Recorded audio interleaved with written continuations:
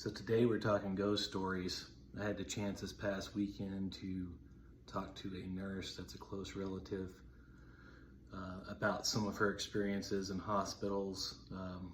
Several of these stories take place, things that she's had happen or that coworkers have had happen or combined, and they take place in a couple different hospital settings.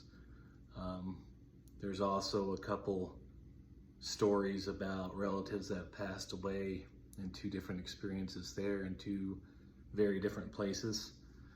And this individual didn't want to be on the podcast, so I'm going to retell these stories. You know, the first one takes place in a hospital in Texas, and it's on the second story, and they had the second story closed for remodeling. It's an older hospital. And so basically the nurses and staff are just keeping med supplies up in the second floor. And the only reason they go up there is to get med supplies. And so this individual, my nurse friend, we'll call her, walks up, goes up to the second story, goes to get her nursing supplies. And as she's walking down the hall, she passes a nurse that doesn't look familiar, that's dressed in almost all white. She says, "Hello." And she passes her and it hits her. She's like, "I've never seen this person at all." You know, the hospital wasn't a huge hospital, not just tons of staff. And she turns around, does a double take, and the nurse, dressed in what she described was all vintage white, you know, a much older nursing style uniform than they currently would wear. And that wasn't the only thing that was just off that's happened on this floor. Once they had remodeled that floor and reopened it, they had a lady in there that had just had a knee replacement. And one evening, a nurse friend had walked in the room, and the patient tells her, "Hey, every morning at 3:13 a.m., that clock on the wall stops." And my nurse friend, like, "What are you talking about? What do you mean it stops?" And the patient tells her again, she said, "That clock stops, it stops ticking every morning at 3:13. And so they replaced the battery in the clock, and 3 nights in a row, it quit ticking at 3:13 a.m. And you know, this patient had been in the hospital a few times. She'd had some knee issues, had a couple knee replacements, and had to come back for them to work on a knee again after she had fallen. And nurse friend walks in the room, and the patient asks her, "Who's that nurse that's always wearing white, that old-fashioned nursing uniform? She always comes and stands at the end of my bed but never says anything." And you know, it just hits my nursing friend like, oh my gosh, someone else has seen this person more than once. And you know, the clock stopped 3 nights in a row. They changed the batteries. They took the clock out of the room eventually. After it happened, each incident, my nursing friend had seen her on the second floor when they were remodeling, as well as the story from the patient once it was opened back up. My nursing friend had talked to staff about it and told them about it. And sitting at that nursing station, apparently people kept smelling oranges. And there was a staff member that had worked there for a while, but didn't always work with this shift. They happened to be there one night, and they were talking about it. And she asked, she said, "Well, did you see a lady in a more vintage looking white nursing uniform with a white hat?" And they said, "Oh my God, yes, I did." And she said, "Well, did you smell oranges?" And apparently that nurse had always walked around and ate oranges as a snack. So here you have this whole group of people, you know, multiple nurses, a patient that had had some sort of encounter in some way with this vintage nurse that walked around in a white uniform. This next one may very well be the creepiest story that my nurse friend had that day. But at this point, they're on the opened second floor, same hospital, and my nurse friend is a supervisor now, making her rounds. And there's a room at the very end of the hallway. Making her rounds, walks down there, looks in the door, and there is this lady sitting straight up in her bed with this green haze or glow around her. And she turns and looks at my nursing friend, and her eyes are glowing white. And I'm sure mortified, my nursing friend takes off, heads down to the nursing station, and tells the other staff members what she saw. The staff kind of acts like it's not really a big deal, and they fill her in on a couple stories that the family had told the nursing staff about a couple days prior to my friend's shift starting. And they gave her a heads up. They said that that lady practiced witchcraft regularly. They warned them about it. They said that it was stuff that she was very into and that sometimes it got scary. So they gave them all a heads up. And shortly after they told my nursing friend that, the nursing staff, a few of them, a few minutes later, head back down the hall, and that patient is laying down just flat in her bed, just like a normal patient would. A couple nights later, that patient passes away, and my nurse friend had to go pronounce her. And of course, she's terrified to go in the room after what she saw. This lady sitting up with a green aura around her and glowing white eyes. She now knows that this individual had practiced witchcraft, and she saw that. And so she's terrified to go in that room and pronounce her. So she says many prayers before she goes in there. She goes in there to pronounce her, and fortunately she said that it felt very peaceful in there and everything went as planned. All right, different hospital. Let's call this room 9. Room 9 in this particular hospital is one that they typically left empty. They had used that room initially for people who came in the hospital that had OD'd or tried to commit suicide. It was supposed to be a much safer room. The hospital was outdated. They eventually started using another room, I guess, and decommissioned this one and used it for storage. Nursing friend goes into room 9 one night, feels an odd presence, just goes back out to the nursing station, goes about her business. But room 9 had this television that was on this cart. This is before they mounted them on the walls. That room was outdated. I'm guessing it still had a TV on a cart. But again, my friend goes in there, gets what she needs, gets an IV pump, comes out, felt odd. Later in that shift, a few hours later, she's sitting at the nursing station and she sees some light coming out of room 7. Can't figure out what it is. Gets up and walks down there and opens the door, and the TV on the cart had been spun around, was turned on, and was facing the window. She could see the reflection. And so something had turned on the TV, and that's why she was seeing the light. Turns it off, gets out of there, goes and tells her nursing friends what had happened. They tell her a couple things about odd things that had happened as well in that room. A different story, same nurse. Again, room number 9. It's in an ICU area. It's for OD, suicide attempts. The nursing station there used to have glass all the way around it. And one evening, my nursing friend kept seeing someone walking by through the glass. And it was a young girl in her mid-20s to early 30s with a ponytail. She just kept seeing her off and on throughout the night. And some of the other staff walked up and they said, "Hey, do we have a new tech or someone in maintenance or housekeeping, young woman with a ponytail?" And her other two coworkers just casually said, "Oh no, that's so-and-so." And she's like, "What?"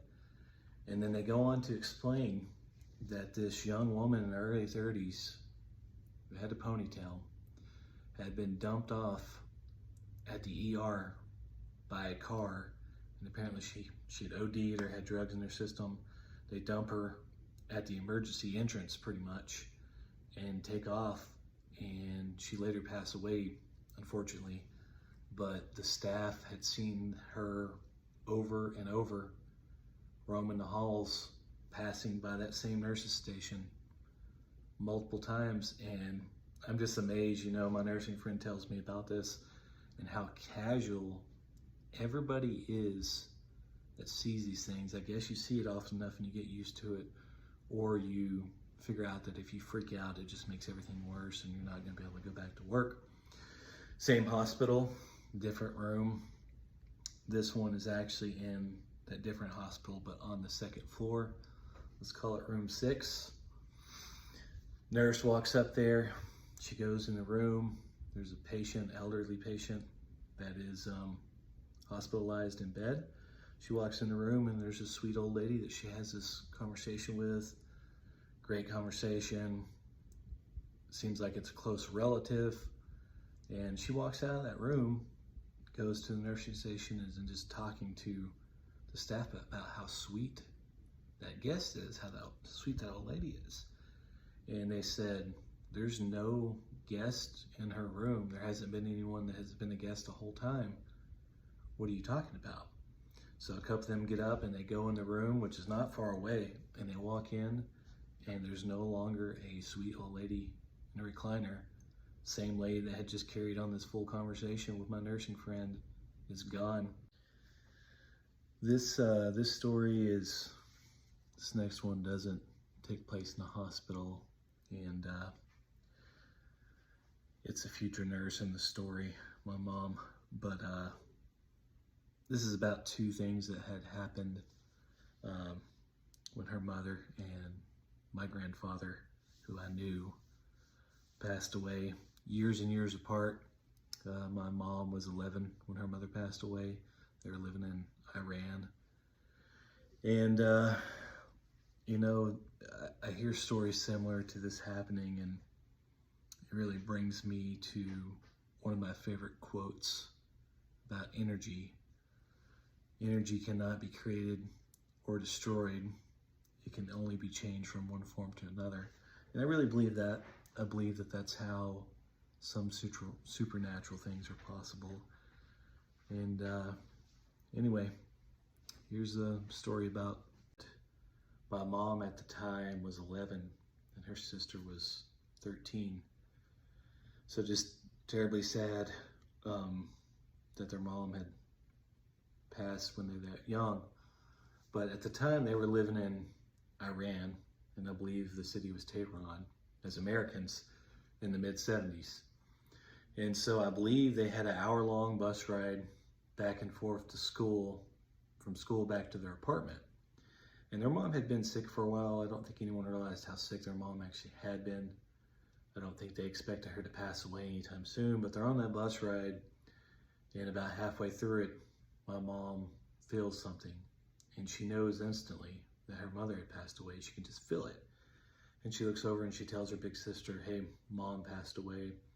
And I guess as anyone would hope to have, they would have optimism and be in denial about it. And I don't think her older sister believed that she had felt that. And I don't blame her. It's a tough thing. It's a tough thing to come to terms with. But they get back to the gate for their apartment. They ring the buzzer. Usually it would have been their dad at that time that would have answered, let them in. And it's a different voice, so they instantly know something's up, something's wrong. And they let them in, and their mom had passed. And my mom to this day still says that she felt it instantly and felt it coming. But this ties into the rest of the story. Years later, probably at least 25 years later, maybe a little more, when my grandfather, which I did know, I had the pleasure of getting to know him, for the first 13 years of my life. Great man, funny dude, great sense of humor, very intelligent, just all around, great dad, great father. But he passed away, and the day that happened, my mom was a little, I guess, off-put when she found out, because she thought, as close as she was to her dad, that she would have felt that same thing deep inside her, letting her know when it happened. But she hadn't. Her older sister calls her, and she said, hey, Dad's passed away. And of course, she's just shattered. She's not at home yet. She gets back home, walks in the house, obviously very upset. Her father just passed away. None of us were home. We were either at school or with my dad doing something, me and my brother and my dad. And she walks in and she hears a commotion in the dining room. And there was this very specific chair that my grandfather sat in when he came to our house. And it's kind of weird because the dining room wasn't like right in the middle of the house. It was kind of a very isolated room. But that's where he liked to go sit, was at the end of the table in that chair. And we had this cat that loved him. He was probably one of the only people that cat actually loved. I think that cat was evil. But he sat in this very specific place. But my mom walks in the house that day, and she hears a commotion, and she could tell it was in the dining room. And she walks in, and there is a sparrow at the top of like a curtain rod. And that cat that loved my grandfather is just trying to get to it.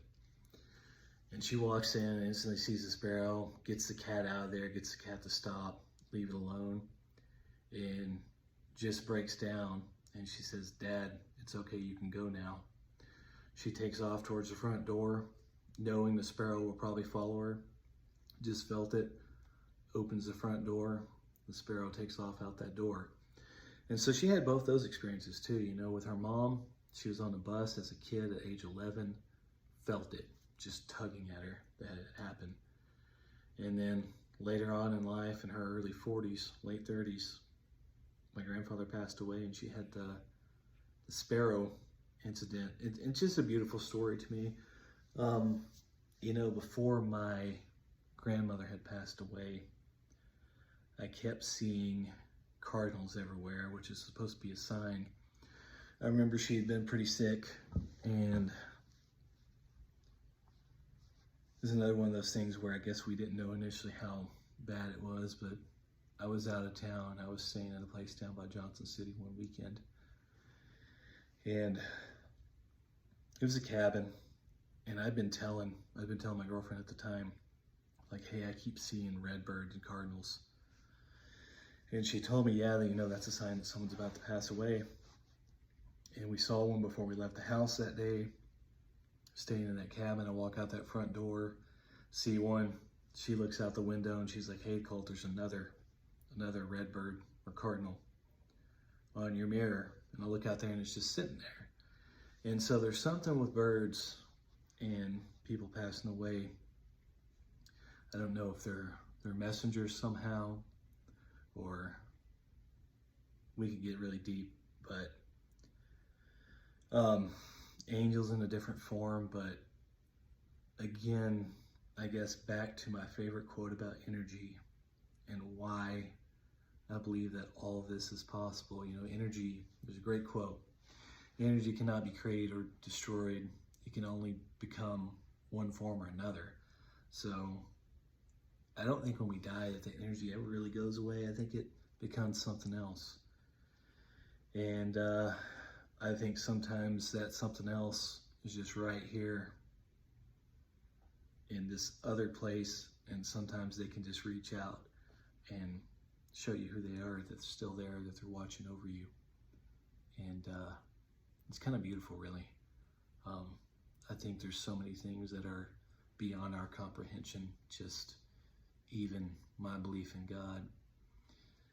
I realize that I'll never fully understand what God really is and how all this was created, and I'm okay with that.